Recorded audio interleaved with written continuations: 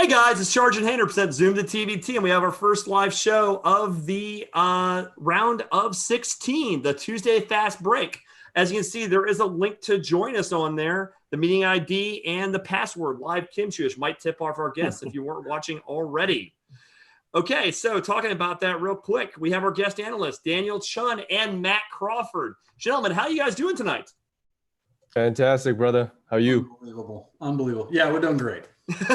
Yeah, we got Daniel Chun. And Daniel, I mean, Charge, what a great shooter he is, right? Let's be serious here. Yeah, the guy's a legend. I mean, he's a TBT veteran. I mean, he not only GMs put together this high caliber team, he can get on the court and play. And Daniel, what was your stats? Remind everyone about how good your shooting is. So they're on the screen. 2020, it was amazing. The facts don't lie. It's right there. Seriously, we need to get a 3-point contest in there. Screw the dunk contest, 3-point contest. I'm in TBT 2021. Let's go. Let's go. Yep. I got my money on Daniel early. We should actually have, GM shooting contest. I like that. Oh, Daniel, we'll have to have I'll take you up on that. Me and you next year. All right. Okay. Oh, all right. All right. A little bit of shit talk here already. Little, I like this already. Jonathan says Daniel would sweep. Oh, hey, it's right on the screen. If I would have read 50% 3-point shooter in TBT, that would have been really cool. I'm watching you guys over here on this other screen, but 50% 3-point shooter, fantastic. Come on, Charge. Yeah, come on. And we also have Matt Crawford, 3-time TBT participant with both the Hilton Magic, right, and also Iowa United. And obviously, can you show us the hair, the dreamy good looks, real quick? Oh God, no. At 46, I've got all my hair, so that's all I can hope for. So, if that qualifies as dreamy good looks, then I guess that's it. But we will take what we can get. Okay, moving along. So we had a few games already in the books. And looking at the updated bracket, we actually went to show. We didn't update yet that there's the Boeheim's Army advanced and also Sideline Cancer advanced as well. So you see the games that are in the books, and we can see obviously Team CP3, Sideline Challenge ALS, and Men of Mackey were valiant efforts, but they all kind of came up short. Charge, which of these games did you most enjoy watching out of them? Yeah, out of this group, it was absolutely ALS and Sideline Cancer today. Just an amazing game. That ALS team was really, really good. Wasn't as deep as they probably needed to be, and that's one of the advantages. GM Billy Clapper put together a deep team, had some, issues just like every other GM did, but put together a nice team that plays together and, a big fan. So we got our Sideline Cancer representing those guys. Happy for Billy, happy for his team. But, yeah, that was just a really intense game, and to see them come back and, take care of business again was fantastic. So that was my game. So I guess we'll come back to Daniel in a minute to ask you about that Golden Eagles lineup. But I want to ask Matt, I know you were watching the Boeheim's Army game today. What does Boeheim's Army have to do to improve their chance of winning a title? They came out a little sluggish against Men of Mackey today. Yeah, I don't know what it was. It didn't have that, it didn't have that flow of that first game. That was, just a nice flow to it. This was a little more choppy.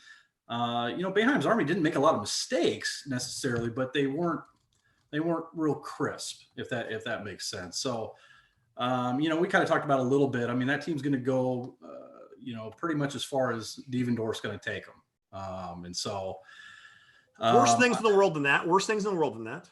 There are, but we'll see. I didn't come away feeling great about them, I guess. Even though they won, I didn't feel great about it. I think they'll play a lot better the next game. Fair enough. And Jonathan, were you able to watch the Eagles CP3 game? Looked like a pretty gutty game. Like, what do the Eagles have to do to move forward and win this thing? That's Daniel, but that's all right. What I say? I'm tired of saying what I say. Jonathan's on mine watching it.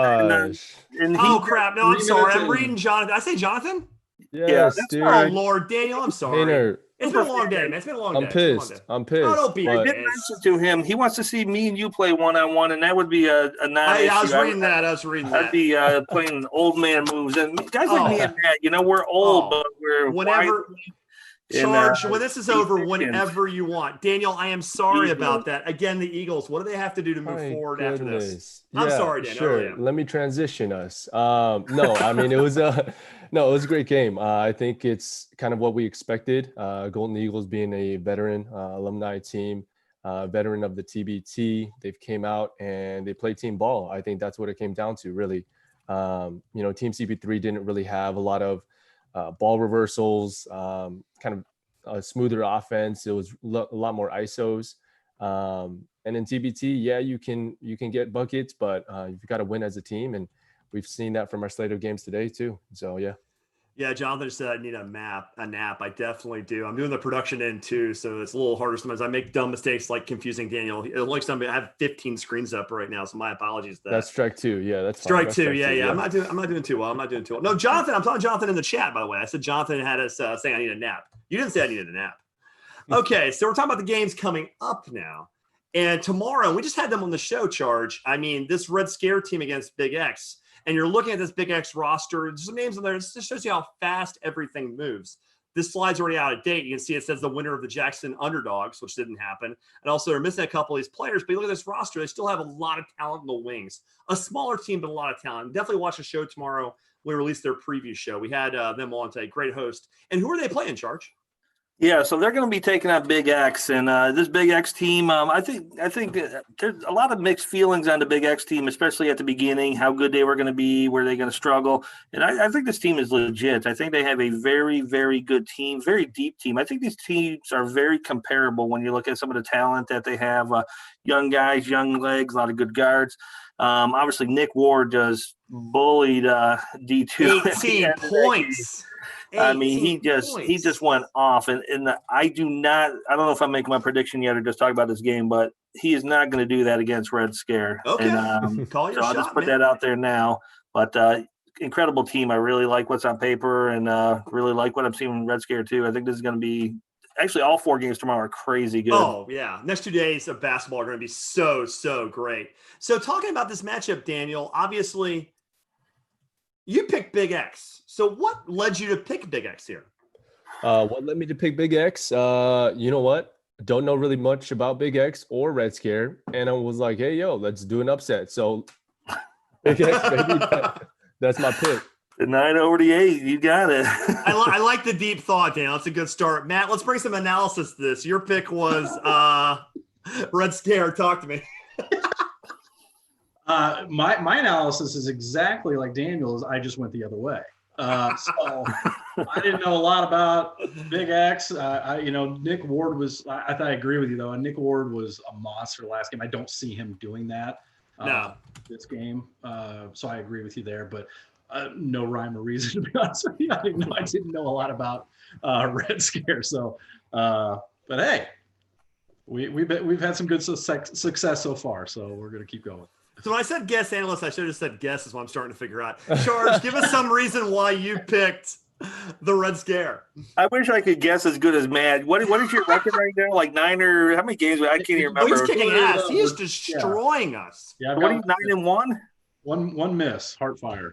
Wow. Dang, that Heartfire one, that could have gone either way there. So now Red Scare, I kind of explained my logic there. I think these teams are very, very evenly matched. Probably one of the most evenly matched games of the day. I can't imagine, some of that guard play is not going to be as effective against Red Scare as they were against D2. I mean, Nick Ward bailed them out, and I just think they're big man. They got a 7-footer in Thompson. He's going to be able to, not let Ward have his way and going to give Red Scare the edge here. Yeah, I'm going to have to agree with that. And I really like what Big X was able to do against D2. I think them getting the steal, using Ward off a lot of slip action. They brought that high ball screen and they had him slip down, dip down, and get early position, early in the offense. And I think really doing that will give them a chance against Red Scare. They're deeper, they're more physical. But I think the cohesion of the Red Scare is what I'm looking for. You have Oliver on the wing, you got the Davis guys in the backcourt. I think the forwards will do just enough to not get beat too bad on the boards and let the open court game really lead Dayton past. I think this might be the most competitive game of this round, though. I think it'll be a lot of fun to watch. Guys, anything we should add to this, or is that pretty much good for this one? That's good on that one. Okay, good time to remember, too. You'll see on the slides at the end of this call, there's a Zoom call-in, 861-0477-9231. It's at the top of the YouTube chat. If you scroll up in the chat, there's a link there. So once we're done analyzing stuff, feel free to come in and tell us why we got it wrong. Okay, moving along, the other game that day, Carmen's Crew, the defending champs against the House of Pain. As an Illinois alum, I find this game to be very interesting. 4 p.m. tomorrow, Wednesday. And right there, you see that little graphic right there at the top. That's championship trophy. They've got one. They are the 1 seed, and they're playing that House of Pain squad. Last year, they broke through after a couple deep runs and won, and they have a loaded roster. You've got William Boothford in the backcourt. You also have future Dr. Kraft playing his last game. A lot of great parts here. No true star, but a really deep mixed attack under the watchful knowledge of Coach Sullinger in charge. They will be playing Illinois, House of Pain. So, yeah, this team here, I think this was probably the most surprising game of round one. I'm hoping Brent calls in, real gracious with his time if he does. Obviously, tough loss they had against House of Pain. But interesting thing, and I can't wait to hear Matt's analysis here, but number one player on this team is actually Mike Daum. He played for another roster earlier in the process, didn't he? Matt had the big score preseason, and man alive, he was. And we had Matt on the show early in the year, and when he announced that he had Daum, the Twitter was blowing up. It's like, holy cow, who is this guy? I mean, I've heard his name, but I had to look a little closer, and man alive, he did not disappoint. So I think the success obviously rides on what he has going on, but the support was way better than I thought it was going to be with Hill and Felice looked great. And so I wasn't sure how much we were going to get out of some of the supporting cast. I thought Daum would carry him. I thought Garrett would do a really nice job, but when Felice produced the way he did, Hill produced the way he did. They just crushed War Tampa in a shocker. I mean, still just blows my mind that so confused. And you see right there, what's up? I said they laid an egg out there. I really did. Shocked. I will say this too. They fought to even on the boards. That's expected because War Tampa's a smaller team. They're more of an aggressive out in front court team. But 21-13 out of Daum, that's insane. You also get Black shooting a little bit more. They only had 1 3-point attempt. You got to get them shooting a little bit more. They got to the line and they ate well there. So talking about that, Daniel, what was your pick? You had Carmen's Crew. Pretty easy to defend. What you got, man? Yeah, I mean, I think I agree with a lot of us. That was probably the most surprising result out of the first round. House of Pain just stomping on War Tampa. But I like Carmen's Crew, the new squad this year. Actually, I mean, they bring back a lot of people, but they add Deshaun Thomas, and one of my favorite TBT players, man, Jeff Gibbs. My goodness, 6'2". Oh, Jeff Gibbs is great. Unbelievable, man. That guy will box you out to the other baseline, man. I think he's square. I think he's actually square. I think he's 6'2" and just 6'2". He's just this big guy. Right. Yeah. And I mean, you've got gritty players like that coupled with a lot of talent surrounding. You got to go with the Carmen's, but I expect this to be a great game. I do too. Matt, follow up. I think you tend to agree. Yeah, I kind of the same thing. I think that, and I think if you notice in a lot of the picks, I went against a lot of the new teams just because of that cohesion. And when you're talking cohesion, it doesn't get much more cohesive than that Carmen's Crew group. Illinois, I think you're going to get, I think you're going to get that same game out of Daum. We knew what we had when we grabbed him. Gosh darn it. I'm not going to go down this road, though. Poor Matt. Yeah, stay focused on this. We'll make sure we redirect you. Go ahead. We got to be entertained. Do whatever you want. I'm sure a lot of people had answers for Royce White and Mike Daum. Anyway, but yeah, Felice and Hill and those guys, I mean, you're going to have to get big games out of them because you're going to get that same game out of Daum. So it's just a matter of whether those guys can hit enough outside shots. I mean, to me, I think Carmen's Crew will lock that up enough to win, but it's going to be a better game than what I thought it was going to be when you originally saw this House of Pain team. Right. And everybody was like, whoa, that's a good group. Definitely. Yeah, I think Daum definitely helps. Charles, what do you got here? You've also I'm not going to kind of go back through all the players again. That's been talked about. I just think it's really interesting that it's going to be Aaron Craft's last run. I think this team is going to be playing with a lot of emotion. Some of these guys are getting, for basketball terms, advanced age. They're not quite as old as me or Matt. That's really advanced age. But these guys are riding one last time with Aaron Craft, and I think they're going to be playing. They always play with a lot of heart, but I think this is going to be a real special one for them. And I just see them really coming out and not playing games with House of Pain. By the way, before we're obviously just have people in the chat. Jonathan says, Charge, he needs daily fancy picks at the end. So think about that at the end. We'll have it with the chat, obviously. Shout out. I'm not even that far yet. No. I know. I mean, it's just we're just swimming in depth here.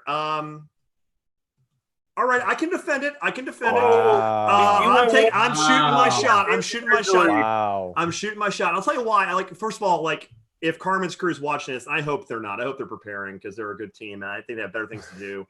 Probably eating those wonderful dinners they're having Uber eat it into the hotel. I think they're a great squad. So this is not a disrespect thing. I just think that generally winning does breed a little bit of, we've done it before. We might come in a little overconfident. And they're looking at this roster from House of Pain. They're like, you know what? We're better than these guys. I mean, Ohio State always beats Illinois in basketball in my lifetime. I mean, I'm an Illinois grad from my master's. But having said that, I think Dom does just enough. I think Carmen's crew is just a little older. That one or two loose balls will let them just squeak out a 1-point win. I just feel this one. I don't think they're a better team. I think Carmen's crew's a better team. Let me get that right out. Carmen's crew's a better team, flat out. I'm not even making that about. I think tomorrow we might see something. That's my take on the whole thing. I don't know if Aaron Craft and complacency go together in this. I understand. But he's one guy. It must be clear. I don't think he's one guy. Mail it in tomorrow. One, dude. We haven't even mentioned the reigning MVP William Buford yet. Charger alum. Great player. Man. This is a feel thing. Let's be clear.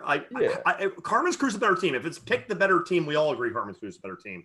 I just think there's just something. I didn't think they'd beat War Tampa. I think beating War Tampa gives them the confidence with Dom in the middle to hit some shooters to just get just enough. I don't think they're a better team, but I think tomorrow they'll win that one game they have to. And feel free to call me an idiot. The number to call me in is at the bottom and call me a moron. I'm so good. Yeah, what's interesting, Carmen's crew, I've watched in the past couple of years, they've always started a little bit slow. So not that I'm trying to get on Hayner's train here, but they typically have started a little bit slow in their games and, come back in the second half. But that's around a 64 game versus around a 16 game. So it's could be a trap. That'll be a lot. Maybe right. Big Ten teams, that'll be a lot of fun. Charge, we have to fire the social media intern. Somebody said you're a bold man hater, and our social media intern just said bold, he is an idiot. So we got to talk to that person, I swear to God. Jeez. Okay, Hey, before we move on, actually, I wanted to ask Matt, did you expect that from Mike Dom? Oh, yes. Yeah. We knew what we got because we weren't the only people after him. So when we got it, we were like, we knew we were getting. I mean, just watching him in college and knowing what he was about. So that's the way it goes, isn't it? Last time we're talking about Iowa United today, but no. It's painful for me too. I picked them to win the Wichita Regional. So we would have had Dom, we would have had White, we would have had Garrett, we would have had McGee. I can't remember who else now, but that team was going to be loaded, freaking loaded. It's painful. Yeah, it would have been fun. I mean, we're going to say it multiple times. We still can. This is definitely a 64 team tournament because the thing is, the teams both Kimchi and Iowa were obvious picks of 64, and the tournament's poor without them. That just means you guys are rested and ready to rock out in 2021. So I'm not even sweating. I expect you guys both back and to win some games. Moving along the next day, we have an interesting one here. The money team versus Heard That. Heard That is never going to get this lucky again. They had 3 different opponents, 2 of which got struck down by the times we're in. So they ended up having to face a fairly depleted Peoria squad who was ready to play. But I mean, they fought hard, but they just got the call the day of, basically. Now they're facing the money team, and this is an extremely loaded roster. Basically, it's a remixed team for debt. You've got Jordan Crawford. You've got a lot of talent. The question about this is, and we have just kind of stopped updating the slides.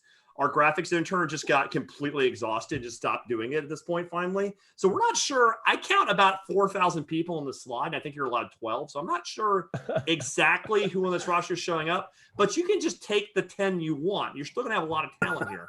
In charge, let's talk about our buddies from West Virginia, the Heard That guys. Yeah, they do have 12. You clicked through the slide too quick, but man, that's going to be an exciting team. Jordan Crawford, Charger alum, dynamic point guard. Heard That looked awesome. This was the most fun game of the day by a landslide. I mean, they just really came out. We knew what to expect from them, and they did not disappoint. This one here, there was a lot of hype, and it lived up to the hype. Obviously, John Elmore just lit it up like you'd expect him to, almost a triple-double. I mean, I think he was, 1 or 2 off on 2 of the categories. And then Ja'Cory Williams, looking really good in that Canton charge, number 22 right there, was just a beast, which I expected him to, show up in that manner. So, they have some great guard play. Some of their, athletic bigs just looked really good. You saw some of the dunks of the day. I can't remember if it was Zach Smith or Coakley. One of those two, was on the dunk of the day, and Ja'Cory. So they did a great job. So Ott obviously got all the fanfare, and it was awesome to see him making those shots. And some of the Twitter content around Ott was fun to watch. And with the lineup, as I saw a huge sweat stand with a non-air conditioned room in Brooklyn. That's hot. That is sexy as it gets. Keep your arms down, man. It's July in Brooklyn, and this room doesn't have an air conditioner yet, so I'm doing what I can here. So looking at these stats too, I mean, Elmore put up a pretty big line. He went for 7, 10, and 8, a near triple double the hard way, nearly, but he's got to shoot better than 3 for 13. I mean, we're looking at this like if he shoots this way, they don't have a prayer. Like, he's got to shoot better.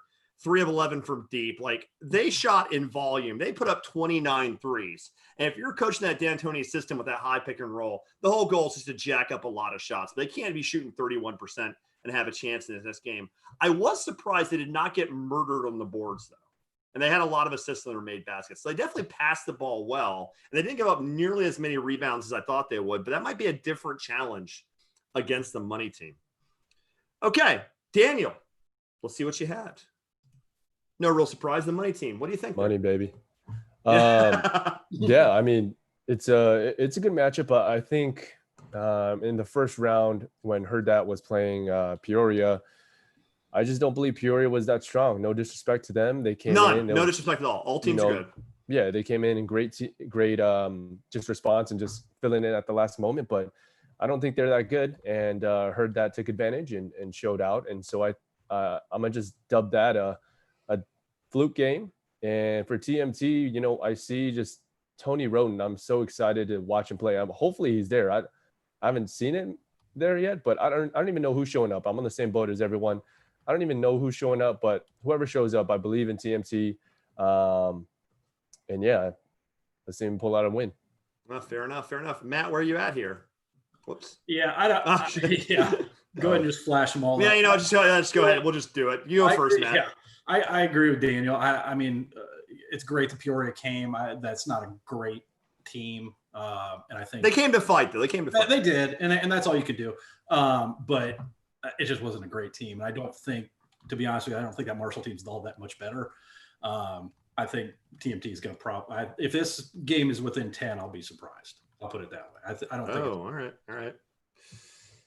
Yeah, I'm real heavy on TMT. The one concern I have, so Challenge ALS did not practice at all before the tournament today. So they were concerned with mixing and mingling their players in practice and getting a positive test and having the whole team kicked out. I was told that may be the same possibility with the money team. I can't confirm I've heard that too, or deny that.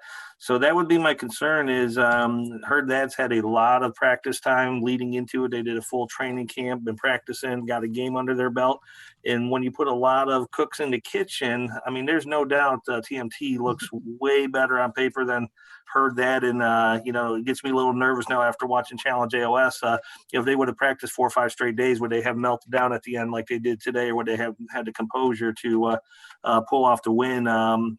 So I'm going to stick with the money team just based on the talent, but I think this game is going to be close. I know you guys are going with the route. I think money team by a little. I think we'll have one on later. I don't know what the spread is going to be on this game. I'm sure pretty big as well, but I think it's going to be a lot closer than we think it is. Well, so I will say there's a term, the idea of delta, like a big delta, a big difference of results. And the thing I find fascinating in this game is, like, I picked my team. I think they're a better team. But the thing I do find fascinating about Herdat, and there is a funny thing about watching these Marshall squads, is they play incredibly loose.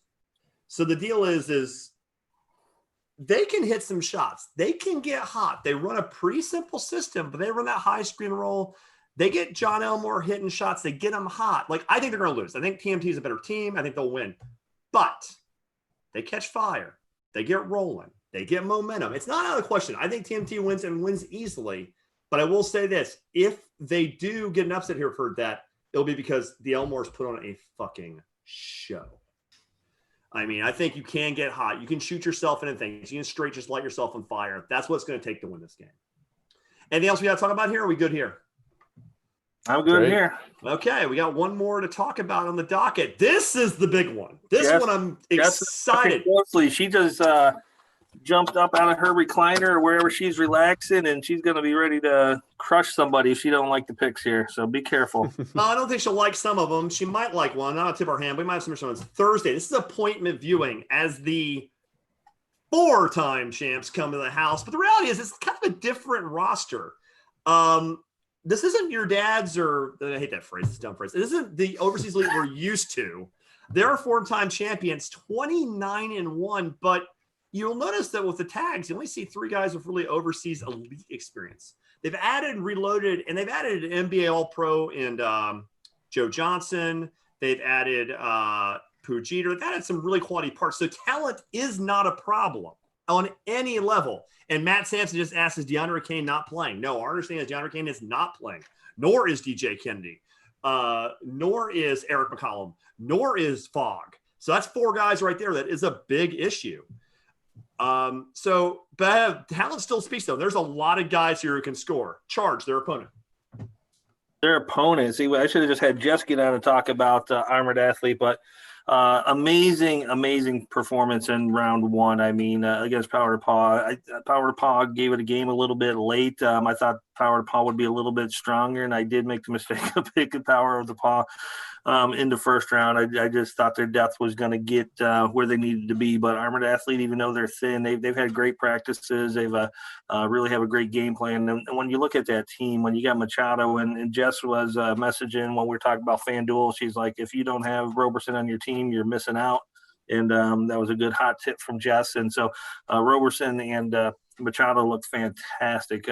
Great duel. The supporting cast was fantastic. Gilbeck did a great job in the role they needed him to do. Mobley, Clark, Bostic, great job in the roles they were, called on to do. So I think this team here is another one where it's just, way too much heart. They're talented. They're a little short staffed, but this team really grits it out every single tournament, every single year. And so not surprised they won. And let's see what everyone thinks about their round 2 matchup and who's going to win it.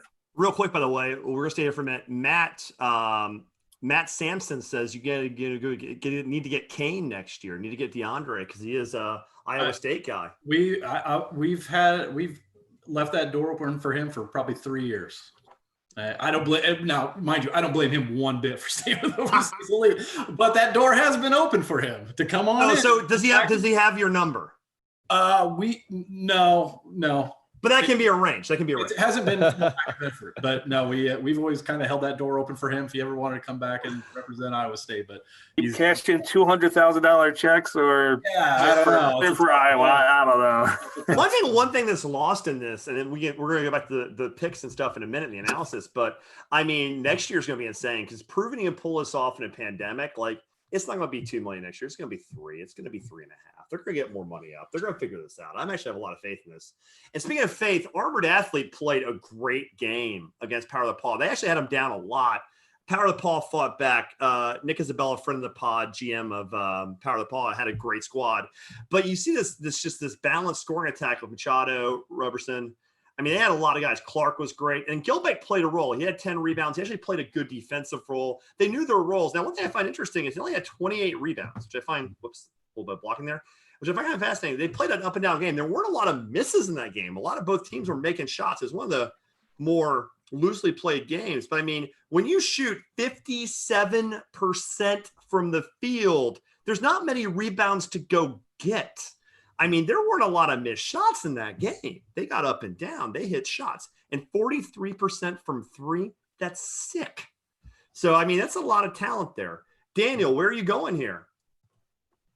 Going double A's, baby. There you go. Yeah, I mean, I think, Hainer, you've hit it right on the head in terms of the overseas elite breakdown. right? Just the team in general, it does not seem like the team that, has won it 4 times. But of course, they've got a lot of talent. Of course, you've got Joe Johnson playing. I just was really impressed with Armored Athlete. I was really impressed with their guard play, Machado, Roberson. They really controlled the tempo. Obviously made a lot of shots. Like you said, 57% from the field, 43% from 3. Like, man, we all know it's a guards tournament, and if you've got great guards that can control the tempo and can facilitate the offense, I think that's there. I think they've got it to dethrone overseas for TBT 2020. And Matt, your take is slightly different. Yeah, I mean, if these guys for overseas elite that are coming this year had any other jersey name, you'd still go, wow, that's a great team. Absolutely. Everybody's looking at, you don't have this guy, you don't have that guy, you don't have that. Well, the guys that got are still going to kick a lot of people's tails in this tournament. And kind of what you touched on a little bit. I mean, yeah, Armored Athlete shot 57%, 43%, and they only won by 7. I would think you'd want that to be a blowout if you shot that. So are they going to shoot that well playing against now an even better team? I don't think so. But I love Scotty Machado, man. I love he's a baller. So yeah, I think overseas elite will have enough to win this game. Yeah, I mean, Machado was one of our guests. He was really engaging and definitely one of the better players in his league. And we're also going to have them on actually tomorrow. We're taping with them and preview of their game. Can't wait for that. AJ and his crew always come correct. Charge, go ahead and break the news. Pick overseas elite. I could have swore I did AA. You sure? I could have swore I did. Tell me. I'm going AA just to override that slide. I don't know what I did. But I'm going AA. Okay. No, Charge. You can't be switching in the middle. No. Hang on. Keep talking. Keep talking. I'll find the proof. Keep talking. Either way, I'm going AA. Lock it in. AA. Only 2 other teams scored 98 points or more in a Elam ending game in the round of 32 or better. Team Fredette, we all know how well they did. You had Jackson, Tennessee underdogs. You know how well they did, and so I just think the tools are there. They've had some great runs. I'm going Armored Athlete here, and it's almost as much as I don't like our overseas elite. I just think it's been real funky this year. Somehow they're pulling 18 guys out of their pocket the day before they're supposed to be quarantined, and somehow they're playing. And I just don't like the whole situation. And I'm locking into Armored Athlete. I have to go. Oh, that was a typo. 2 initials. That's a typo. No. Okay. Give me Armored Athlete. Okay, he's changing. No, hang on. Excuse me. We're just gonna have some fun with this. Give me a second. We'll do this right. There's no way I'm picking overseas elite. I just put the message on there. I was obviously in a state where I couldn't concentrate fully while making my picks. There we go. Whatever. Okay. Lord, I just don't want the interns to get mad. Okay. Sure. Whatever. I am allowed to change my pick because I don't know. Hater probably sabotaged it. Nice. He probably photoshopped that thing. I didn't Photoshop shit. Come on. Okay, now I actually picked A from Go. Unbelievable. Trying to put me in a bad spot here. I'm not trying to put you in a spot. I'm just making sure you don't blame me for getting the picks wrong. Jonathan's accusing me of stealing Daniel's emailed you this yesterday. High school, and I got the smart kid sitting next to me and taking his. Actually, this has been more entertaining just because of that. Lets you know how loose we are on the show. It's like, no, I mean, and we're going to give Charge grief because it's fun. But the reality is, like, this is actually going to be a very close game. And these are 2 great teams. I'm picking AA. See, I almost did it right there. I'm picking AA for a very simple reason. I think talent-wise, they're both great. And I mean, Joe Johnson, he made $200 million, and he's still, at the age of 872 years old, a walking bucket. Like, he is older than my grandparents, but still, he will get his buckets. He will get his points. No problem. My thing is cohesion. I mean, I really think, like, AA has a program. These guys for OE, this is not OE. There's no Kennedy. There's no Kane. There's no Fogg. There's none of these guys. There's no McCollum. Now, does that mean they're not good? Of course they're good. Of course they could win. Of course they may look like a moron. They could win by 20. They're that talented. But basketball is my favorite sport, like many of ours. And there's a cohesion thing. There's a communication. There's a teamwork thing. And I think having a team that plays together, plays for each other, will count just enough. So I really think that I think AA is going to win a really tight game. I think this is the game I am in this roll round the most looking forward to seeing. Which basically means the overseas elite's going to win now. So I just said they're going to lose. I didn't know I was being so contrarian going with overseas elite. I know. Yeah. No. I think we just don't know if Joe's going to play Gets the defense. grain. I know. He's not even going to cross half court. He thinks it's big three. He thinks he's going to be hanging out on one side of the court. All I know is they better win, because if not, I have a feeling Ice Cube's getting a bunch of messages being like, this is your king, because he was the MVP there. So they better win, because like the credibility of the big three might hang in the balance, Oof. Yeah, Ooh. so that's some pressure. If you want to Hate defend to the see big that. three, you better. You hate to see it. You hate to see it. Okay, no, but let's be clear. Obviously, this will be a great game. They're both so high quality. Okay, so we'll look at the picks, and obviously, again, like one of these might be changed. This is what happened today. By the way, we didn't mention this. I'm going to mention it really briefly. Eberline Drive, which I'm sure is it Eberline. I always screwed this up. We have them on their friends. Eberline. Fuck, I always do that. We hope they're okay. We heard the testing situation. We hope they're fine. We hope they're okay. It was posted today. I think that it was actually a false positive, I believe, is what it was posted on Twitter. So And quickly deleted. I don't know if that's supposed to be. What? I saw it. I saw it on Twitter. I thought. I saw it too. And it was quickly deleted. Oh, okay. Oops. Well, we're live, so tough. Wow. Deleted or not. I'm not trying to break. But news no, here. it's public information. It was out there for a while. Yeah. So it's a Tough bummer. situation. It's a bummer. By the way, I noticed on YouTube on the live show we are missing the corner. You see my face, which no one wants to see. So it's covering our guest analyst, Coach Reg's picks. So when you see the corner over here with the slide, you're going to see that the very upper right corner is a D3 symbol of Coach Reg, who actually gave a great breakdown of how to beat the 2-3 zone, which Men of Mackey apparently didn't watch at all. Okay, so you see some picks here. That Sideline Cancer game was tight. Obviously, Kimchi got that one off, but I mean, it's still a great team. There's no shame there. Now, the picks for the next round. And I'm not going to correct it. I'm not Mike Iliano's really bombing. He's 0 for 2 this round. I know. He's having a hard time. And that was with a pass. Yeah, we've been talking a little. Hang on. Just because I'm going to get yelled at otherwise. Oh God, we got to switch this one too. Hang on. Yeah. Get the right picks out there, man. Yeah, get the right picks out there. Sure. All right. Whatever. Photoshopping my private messages. Don't make me bring that. Don't make me bring that back up. I mean, I have proof. I got proof, son. Okay, but I mean that's a tight game though. It's a tight game. So Daniel, what are you seeing here? Since you were talking, what are you seeing here? No. I was gonna make a slight joke. I'm gonna pass on it. Go ahead. No. You should make the joke. We're about to bring on Juan, I think, actually in a couple of minutes. Oh, okay. No, Yeah, but go ahead. I was just saying, Charge would just listen to my great analysis, so that's what made him switch to AA all of a sudden. But yeah, That's true. Yeah, that's what happens. Once you broke out that first one, with that, yeah, I don't know nothing about him, but I wanted an upset. I knew you were legit. I knew that. I knew I was missing out on something with Arbor Athlete, and I went there. I had to go there. Oh my God! So Matt, what game of these are you most looking forward to seeing?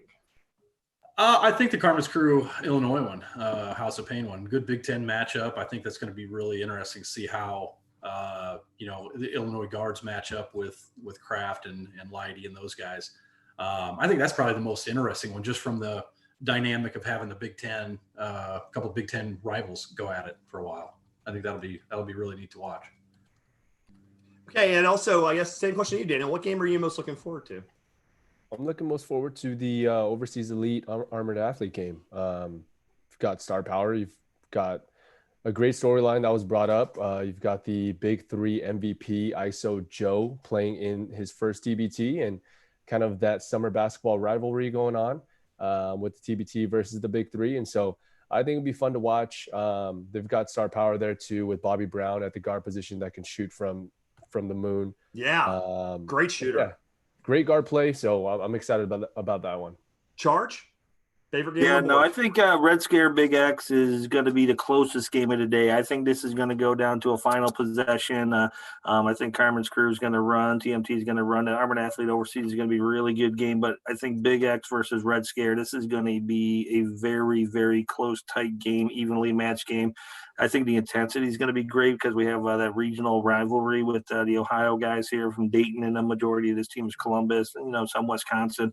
So I think there's going to be a real hard fought, maybe a little bit chippy, and it's going to be good. I think it's gonna be interesting. I think the two games will be the best games, definitely for my mind, are gonna be the Red Scare Big X and the Overseas Elite AA.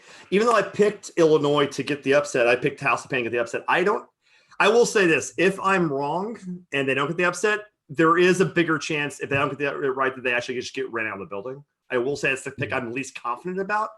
So that's kind of a contrarian pick from Go. I will say that the Red Scare Big X game and the OE AA game, I think, will be the most competitive games. I think it's a question of what style you prefer. I think the Red Scare Big X game is going to be a little slower. I think it'll be a pace game. I think that if Big X can slow it down, they'll probably win. And I think if Red Scare can keep it at a slightly faster pace, they might win. But I think the OEAA games will be faster from Go. I think it's definitely going to be a little faster. And I think we have another caller coming in. Hey, guys, you guys want to welcome our first guest?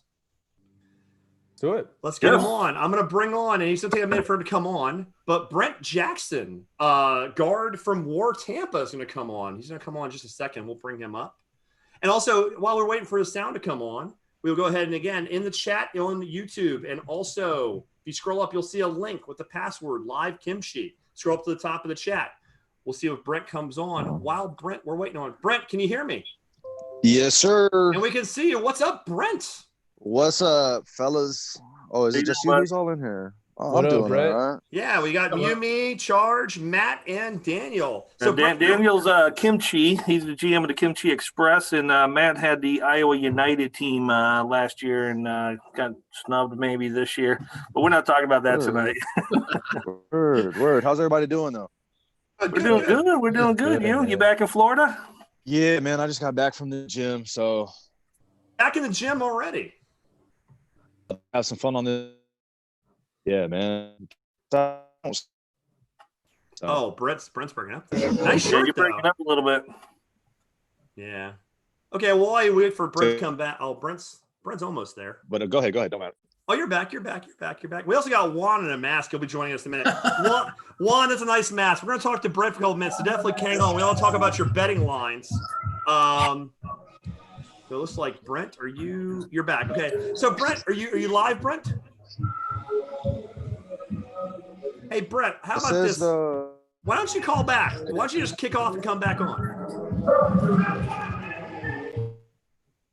And also, Juan, why don't you kill whatever you're around? I hear a bunch of music and crap. Okay, I'll tell you what. Here, I'm going to talk to both of you. Brent, kick off and come back. Okay? Bad reception. And Juan, find some place that doesn't have music playing and unmute yourself. While we wait for our guest to come back, here, I'll message them both. Charge. All right, you guys got me now. Oh, we got Juan. We got okay. you. Okay, yeah, I just had to. Are you walking around to Walmart or something? No, I'm actually we're playing the local pro-am here, and our game just got done, and it's almost like a nightclub with the ambiance. And I went into a room that I thought was going to be silent, and it's not. So, hey, we're glad to have you. So, Hey, real quick. So Juan, we're going to talk a little bit of gambling. Matt or Daniel, are you gamblers? No. Okay. And Vince You is should- fascinated. Yeah, you should be a gambler if you follow Magic Juan. The guy has pretty much, I think, hit on every single game this tournament against the spread. I don't know. We're not taking his picks straight up because that's not his game. But he has been phenomenal with the spread and his recommendations. You would be doing really well right now. So what do you think about this next round of games, Juan? Well, I should say that, before you guys give me too much credit, I lost both games today. Well, I lost ALS pretty big. And then Mackey, I was fortunate enough to get a great opening line, which was like 8 or something. I think I got it at 8. And of course it fell 7 and the closing line was 4. So I feel very fortunate to be able to to have covered that one. But tomorrow's games, I'm looking at this is what I think the line should be. Obviously, is I think Red Scare should be about a 6 or 7 point favorite, and then I think the Ohio State team, Carmen's crew, should be an 8 point favorite over the Illinois team. The last two games, I still haven't done enough research to figure out who's going to be playing and who's not going to be playing. I saw that Money Team and Overseas Elite both have like 12 or 13 guys on the roster. So I don't, if they have that many guys, then I'll go ahead and release something on my social media. But if they don't, like, I'm going to have to do some more evaluation to see how that goes. Yeah, we believe they are all there. Hayner was crying that he had to update the slides again, and so he messaged Dan Friel, and Dan said that everybody listed on the roster is there. So each of them should have. Money Team's got 12 guys and a coach, and I think Overseas is at 11 right now officially. But yeah, so they're both fully loaded. Okay, yeah. Well, the these lines, they move like wildfire, man. Like today, sportsbook.ag released both of the lines at 10:30 a.m. and by 11, Challenge ALS went from a 7 point underdog to a 1.5 point underdog. They eventually got to a favorite, a 2 point favorite before closing as a 2 point underdog. Wow. Yeah. So, and then the Menamaki opened as a 7 point underdog, or an 8 point underdog. It went all the way to 4, and then it closed, I think, at 6.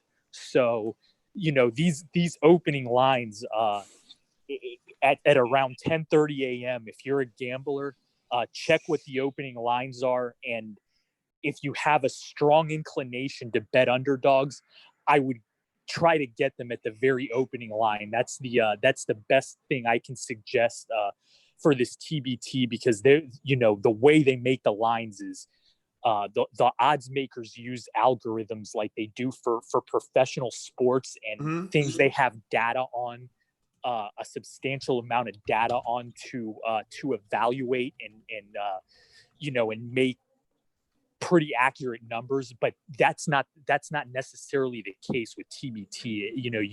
You really have to analyze rosters and be fortunate enough to know who some of the players are, and make your decision based off that. So and how well you think a certain group's going to play together. If you have an alumni team, you can count that they're going to play pretty well together and be pretty organized. But if it's a put together team, unless it's Overseas Elite or a team like the Money Team or Challenge ALS, most of those teams are not going to initially play very well together. Yeah, so I guess two things. If you're just joining or listening, Magic Juan has been magical up until today. Had a couple of bumps in the road, and the picks have been flawless. So the hot tip of the day, though, is hit these lines early. So if you're a bettor, 10:30 a.m. Eastern Standard Time, get online, check them out, because that's where you're going to get the best value for your pick. So Juan, before we let you go, and we'll be back to you in a second, Brent, hopefully with good Wi-Fi or reception wherever you're at. What's the pick of the? All right. Oh yeah, I got you clear now. So what's the pick of the day tomorrow? What's your lock? Well, obviously that depends on what the line is, but if you see a double digit spread in any of the games, take the underdog. Take the +10 or the +11 or whatever it is. Like, it's very difficult for a team as good as they are in a shortened 36-minute game to win by double digits, unless they're just that much better than the other team. And unfortunately, I know Brent probably has a couple things he can say about that, but it's very difficult to as the tournament goes on to win games by big margins. And I think with both of the games tomorrow, you're going to see teams that people are familiar with, like Carmen's crew. And people are going to get behind that. And the same thing with the Dayton team, the Red Scare team. People are going to get behind that and think that because they're playing some some put together teams that they could blow them out. That's not necessarily the case. So, good luck to all the gamblers out there, and I'll be talking to you guys again soon. Brent, come you got to come get some of this Ace League if you're around. Man, I thought about it, but man, that 1.5-hour drive, 3-hour drive, just does not sound appealing right now. Well, you were just in the car recently, right? Yeah, man. It took us about 22 hours. Well, it took me about 22 hours to get home. That trip was definitely that was a rough one, man. We went from 7 guys riding up to only 3, and we had to drop one of the guys off in Atlanta, and then it was just me and Justin Gray for the rest of the 9 hours, I believe. Did they get other rides, or just transubstantiate into a different animal and fly away or something? Like what happened? A lot of guys definitely just took flights. It was me, Justin Gray, and Deshaun Murray. Deshaun was actually going to fly out himself, and it was just going to be me and Justin, but he was just like, nah, bro, like I can't let y'all two just drive by yourself, because that would have turned into a whole day trip, because there's no way me and Justin could have just driven 22 hours flat out. But yeah, I mean, Fletch took a flight, Sean took a flight, but he told us a week prior that he was going to drive up and then fly back. The coach out of nowhere just took a flight. I guess he had like an AAU tournament that he had to go coach, so he dipped out. So it was really just a mess trying to like figure out like, yo, who's riding back with us, who's not riding back with us. And then, at the end of the day, it was just 2 people hauling it for, 22 hours. So right from the friendly confines of the Drury Inn, right? So you guys played your game, and you got bumped from the Hyatt over to the Drury. Is that how it went down? That is exactly how it went down. But I had a bigger bed. I had a bigger bed in the Drury, so I wasn't even really tripping. So well, I looked at both up because everyone's, obviously everyone's hotel, but everyone's kind of calling it the losers hotel. And the Drury Inn actually has better reviews on Google than the Hyatt Regency. So it had to be a decent hotel, and I think people were just goofing on it online. But we appreciate you jumping on, Brent, and being part of the show today. So, tell us a little bit about your experience. You obviously went up with War Tampa, a lot of hype around the team. So just take us through kind of that process and getting into quarantine, and tell us a little bit about the game and how that went down. Okay, for sure. So, yeah, let's just start off with the whole quarantine thing, man. That it kind of gave me the overseas vibe. Where you're kind of confined to your room, stuff like that. But, they had us testing every day. I think we took 5 tests. And that's like what's actually is really crazy is like you would have guys that enter quarantine and they're in it for 2 days. And I believe there was like 2 or 3 teams that actually ended up having a positive test and they were automatically eliminated. So like for us, everybody's kind of on edge until we get the clear, until we play. But TBT definitely, they held it down with, the team rooms that we had. We had a big suite, so we were all able to come together, hang out, play spades, joke around. You good spades player? Man, I'm usually a good spades player, but I definitely reneged like 2 or 3 times. Ooh, that's tough. Yeah, bro. I heard the cards got to be used once and tossed. Is that what it was? Or that's the NBA. I mean, he's not the NBA rules. I heard that the NBA is making you take the cards once and throw them. Wow. Really? Yeah. I didn't know that. That's different. Wild. Yeah. That's different. I've never heard that before. But I reneged a few times. That was cool. Everybody didn't come together and hang out, so that was kind of concerning. Everybody kind of just stayed in their rooms for the most part. The food was good. Had no complaints on that. I didn't have to spend any money on food or water. We heard the portions were small. But see, that's the thing. Like, there was enough food to where you could wait, 15, 20 minutes. You could go get another one. Because I know there was some meals where I'd eat And then I go back down like 20 minutes later and be like, hey, can I get another one? Oh yeah, of course. So, I mean, I wouldn't say the portions were small. You just didn't take the effort into just going and asking for another Go one. ask. You know what I'm saying? I said, sir, we know he don't play. Hey, Go get it. Go get yours. Hey, yeah, what's up, boss? How did you guys coordinate then? Because you guys basically had to either stay in the room or you guys had a suite, correct? Mm-hmm, correct. Did you guys have to go as a team, or could you just go individually to this other suite and do whatever?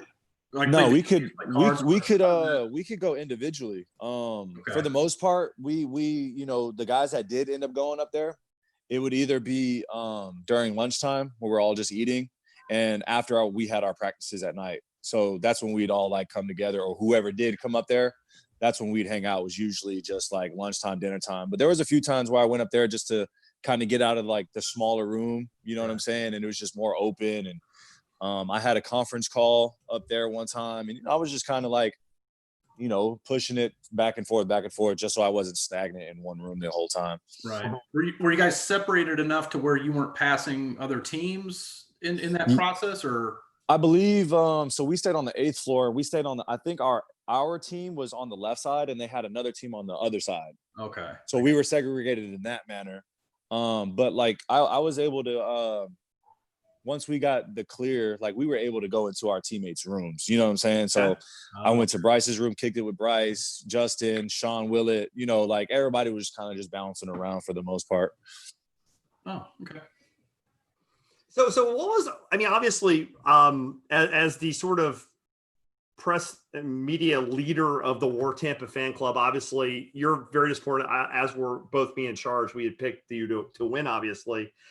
Obviously, you guys have a very talented roster. Can you sort of like, in the nicest possible terms, obviously, kind of explain what may have gone wrong? Because obviously you guys were a much better team than you showed, and good teams do lose in this tournament. It's the nature of the beast. Like, were you surprised at kind of the punch you guys took? Man, I mean, I honestly kind of saw this happening, but I tried to stay like, I tried to stay very optimistic. Because, like you said, like the team was very hyped around a few players, you know what I'm saying? And said players didn't perform as well. But also like the inner circle within our team, like coaching, like they fell into the hype as well. Okay. And I'm not saying said players are not talented or not good players, but you had a good roster. Everybody was good. You had a good roster. Correct. But it's just like in this tournament, we have to play as a team. And there was no team basketball being played. Like there was no continuity. There was no ball movement. It was really just like, honestly, like, oh shit, let me go ahead and get mine. Yeah. And that's kind of how it was shown from the tip. And then defense was terrible. One-on-one defense wasn't good. Help side defense wasn't good. Communication on screens was terrible. Which I find surprising, because that's something we talked about in your show about switching, because you guys had so many athletes that were so switchable. That's the part I find most surprising, actually. Correct. And I only watched the first half of the game, and I can't remember. After playing it, obviously. You played the whole thing. I played 15 minutes. I didn't play the whole thing. I didn't play the whole thing. Jeez. But that's another story for another day.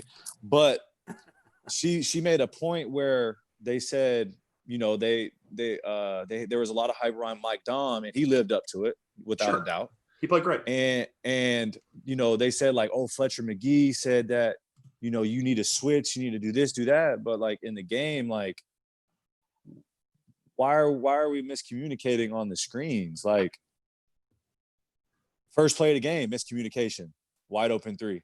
You know what I'm saying? Like, yeah. And it was just, I don't know, man. It was just shaky. And like I said, I kind of saw it coming, in practice. We kind of it was just more of a pickup game vibe. You know what I'm saying? Everybody's just dribble. Me, I was like 3-4. Okay, let me get to my spots. Let me go ahead and try to find a rhythm, considering that, okay, I'm going to have to come off the bench because, they obviously want to see these certain guys play. Okay, that's cool. I'll play that role. That's fine.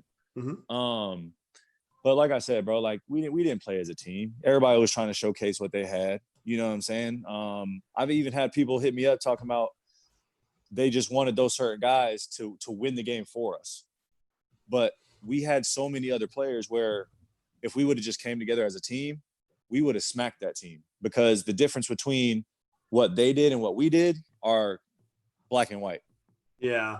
I found it interesting too, because like one of the things about your rosters, you had so much shooting and so much wing talent. Like I did see that like the shooting was lower than I expected for you guys. And probably was part of that you were getting worked so hard on defense that hurt your shooting confidence. Because I know you don't lack for confidence. We've had you in the show before. You're a very confident young man. I know McGee and some of those other guys are definitely talented and confident shooters too. And I saw the shooting numbers afterwards. I was surprised with such a team loaded around shooting wings and so much talent you had such a tough night. And that is part of basketball. Having an off night shooting, it's just, if you lose because you don't shoot, that's just the God saying it's not your night. That's acceptable. That happens. Right. But you were much more frustrated, I assume, by the defensive breakdowns. Yeah, the defense, that's really where we got killed. Like, obviously, we didn't make shots, and we were expected to make shots. Like, that's kind of what our motto was, run and gun. Let's put up a lot of threes. I don't even remember what we shot. I know we shot like 20% from the three or something like that. It was like 3 for 20 something. Yeah, it was rough. Yeah, like it was bad. But it was, like I said, like that continuity, man. Like, it's just like we're going 1, 2, maybe 3 passes max. Like, if it's not falling, we got to do something different. And the coach, I felt like he had that mentality where it was just like, everybody's got to play. Everybody's got to play. Everybody's got to play. And it's just like, bro, you can't do that. Like, I know for me, I had 2 turnovers, 1 miscommunication with me and a guard, and then 1 I was fouled, but they didn't call it. All right, cool, you're taking me out. All right, cool, whatever. Then, there was a kick ball that should have been called a kick ball. Sure. Get pulled out again. Okay, cool. All right, cool. And then I get scored on. Once I get pulled out, and I'm just like, all right, well, I already see what's about to happen with this. So at that point, you just have to be aggressive. I felt like we settled way too much at the 3. We definitely probably should have attacked more. But I don't know, man. There was just a lot of variables that weren't siding with us, honestly. Like with foul calls, they're getting tic-tac fouls. We may be getting hacked. I don't know, man. It was really just a weird space, honestly. And I know it wasn't that just for me, because I talked to a lot of the players and they said, like, bro, like, it was just weird. Like, it was just like we were just there just to be there, honestly. Yeah. Brent, for a guy that has gone on a lot of TBT losses, man, I think there are a lot of things that you can take from these losses, right? And knowing what you know now, and something that you mentioned defensively too. One thing that I love about Overseas Elite that they had in their championship runs is like, dude, they had athletes, wings everywhere, so they could switch on everything. So it's not really a communication thing. It's all right, I get a pick, we're switching. And so knowing all of that and the practices and everything leading up to it, 2021 War Tampa, what are you taking there, and what do you expect, and how would you do things differently? And let's talk about 2021 and what the future holds for War Tampa. So honestly, War Tampa, if it is gonna, especially with the way that everything kind of played out, I may or may not even play with them next year because. Hey, Brent, let me tell you about Iowa United real quick. Go for it, bro. Recruiting on the call. The recruiting starts now. So let's just talk a minute. Oh no, you were joking. No, I'm dead serious. No, he's not joking. He's not joking. We're done. Wait, Brent, let's hear it though. Let's hear what you're looking for in 2021, whether it's War Tampa or not, in terms of you looking for Kimchi or Iowa United or whoever, man. Or Bluff City basketball or whatever. Yeah. Right, man. I'm honestly, bro, like I'm at the point now where I'm just like, yo, bro, I'm trying to win. Like, my game is going to speak for itself. I don't have to do extra stuff. I know how to play basketball, but it's just like last year when we played against CP3, we was hot. All right, cool. But when it came down to it, we folded. All right, cool. I took what happened there and was just like, okay, super optimistic about the following year. All right, cool. Tampa 2020 has to, rebrand itself to get into the field of 24. All right, cool. That's fine. That's cool. All right, we bringing in these players. All right, cool. There's a lot of hype around us. There's a lot of expectations. You know, I'm optimistic about it. But then, like, once you start seeing, like, what's being unfolded in front of your eyes, you're just like, okay. I'm not being talked about. There's only one or two. There's actually only 3 guys on our team that played in the TBT. Everybody else is new. All right. So you just kind of just push us to the side. And like I said, practices, it's just not basketball. Like, we're playing pickup ball, and like everybody's egos are just in the way, and you can really feel it. And it's just like, bro, like I'm not going to get anything from the TBT if I'm continuously in that. You know what I'm saying? Like, I take a lot of pride in my defense. I take a lot of pride in my offense. But it's just like the past 2 years, it's just like you don't see a lot of pride. You don't see a lot of heart. Like, when stuff is going good, it's good. But when things go bad, like, you have to have a totally different mindset. And I haven't seen that in the past 2 years. And it's just like, especially this year, like, because I tweeted, I'm just like, I see where the loyalty lies. And it's just like, all right, well, you guys kind of just fed into the hype of these guys of what they did in college. But at the end of the day, this is a pro venue. Yep. Granted, certain guys played in different leagues. Only big men allowed. Only real guys allowed. Yeah. Correct. You know what I'm saying? And it's just like, I need to go somewhere where, I mean, I don't even know how to really explain it, but it's just like, I just need something new. I need a different vibe. You know what I'm saying? Like, I honestly don't even know how to explain it, but I'm definitely looking to make some changes, honestly. Yeah, that's understandable. I mean, I think the challenge for us as GMs is when we get a roster like this is everybody on it is great wherever they were at.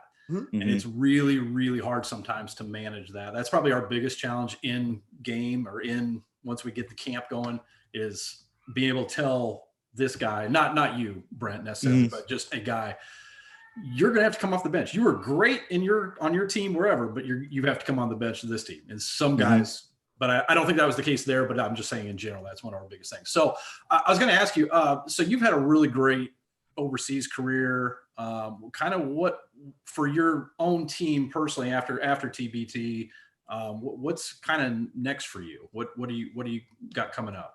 I honestly don't know. Like, I'm more of like a freelancer when it comes to jobs. It's a good way to do it. As shot will travel. And I mean, it's good and it's bad. You know what I'm saying? Because, you know, this year, when I played in Brazil, I had to do a lot of the things that the agent would have to do. You know, either it be with money or, you know, this and that, you know what I'm saying? But honestly, I have no idea, like, especially with the way the coronavirus is going around, and not even sure if Brazil is going to have a league because, you know, their cases are going crazy. Valero just tested positive today, right? I did. Yeah. Yeah, I mean, I'm sure he's been had it though. Like, probably 3 or 4 times by now. He doesn't do anything right. Yeah. But, I mean, I honestly don't know. I mean, I talked to a guy today. I'm really trying to push for the G League. I'm trying to get in there. But if not, I'll probably have to take a pay cut to get over to Europe because I'll be a rookie. Don't mention pay cuts before. Don't mention pay cuts before you talk to your agent. Don't do that. That's the thing. I don't have an agent. He is the agent. Why is that? Why? I mean, why is that? So I've had 3 in the last 4 years. Well, I've actually been a freelancer for a year now, but out of college, I signed with an agent out of Argentina, and he got me signed to Liga A. But then when the team decided that they wanted a new coach, the coach ended up releasing the roster. So I got cut from that team. So then he just ghosted me. Didn't speak to me, didn't try to get me another job. So I had to cut him off.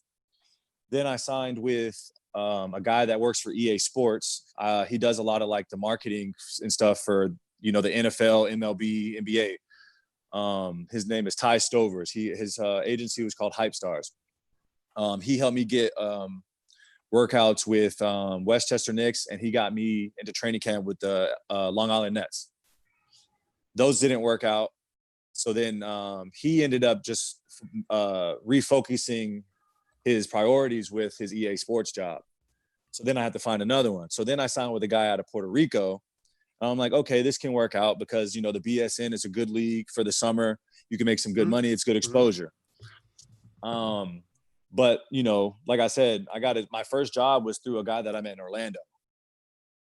And then from there, go ahead. So as a player, how does that make it more difficult or easy trying to do this on your own as opposed to having somebody that does it? What are some of those, I guess, challenges? I mean, it's definitely difficult, most certainly, because it's just like, you know, they say like they're pushing you out, you know, they're doing this, but it's just like, how much effort are you really putting into trying to get me a better job, get me on a higher level, you know what I'm saying? Get me more money. Because you honestly never really know, you know what I'm saying? You know, they pay you to play. You're not doing this for free. You get money. I mean, the rest of us are doing this for free. I would never. But I mean, that kind of comes with overseas basketball, honestly, especially if you're not a high major guy coming out of college, or even just play Division I in general. Like, you're gonna get the lowest of the low when it comes to agents, people that are really just worried about getting their cut, doing the bare minimum. You know what I'm saying? Right. So that's why I decided that, okay, maybe I need a freelance. I did actually meet a guy. He was an assistant for the OKC Blue, and he helped me get my job in Brazil this year. So, I mean, it has its perks, you know, it has its disadvantages like anything else.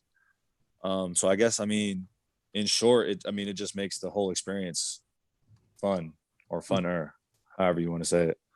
So interesting. Yeah, it has been interesting. Yeah, I mean, it's all, I mean, I don't think people realize how much goes into the overseas business. It seems, you know, everyone thinks, hey, I play ball, I go overseas, I make a bunch of money, but there's a lot of grind behind the scenes, not only the workouts, the ball, but yeah, if you ever find your way to Canton in the G League, that'd be fantastic. Yeah. You said Canada G League? What's that? I didn't hear you say that again. They can't charge you the G League. Hit that open tryout, man.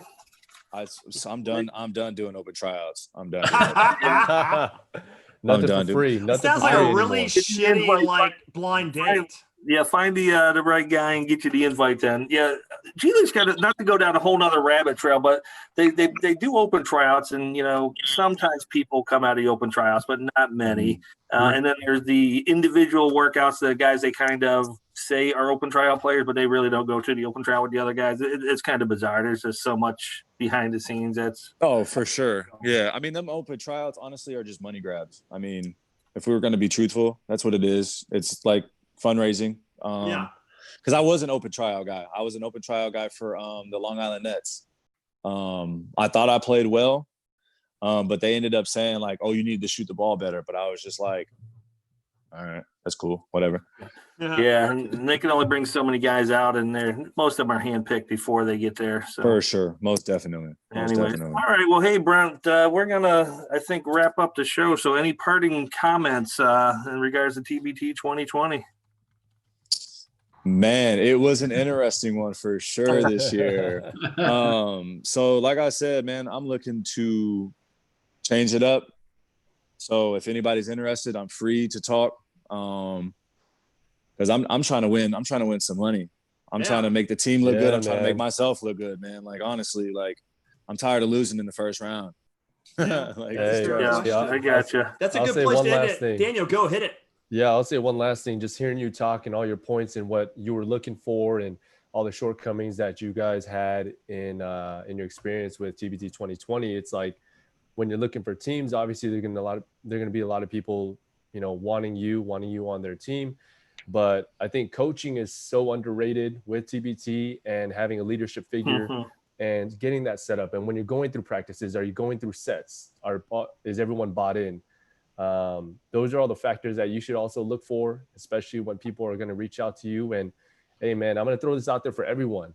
Who knows, man, if COVID hits, and hopefully these leagues start opening back up with other countries. But, you know, it's such a mixed bag that it's crazy. So if a lot of the players are still in the States, hey, TBT 2020 in the winter, hey, that's could happen, man. On the West Coast, though. On the West Coast. On the West Coast. Yeah, Daniel's got to get his run in. Daniel's got to get his in. And that's a great point to end it. Brent, Daniel, Matt, thanks for coming on.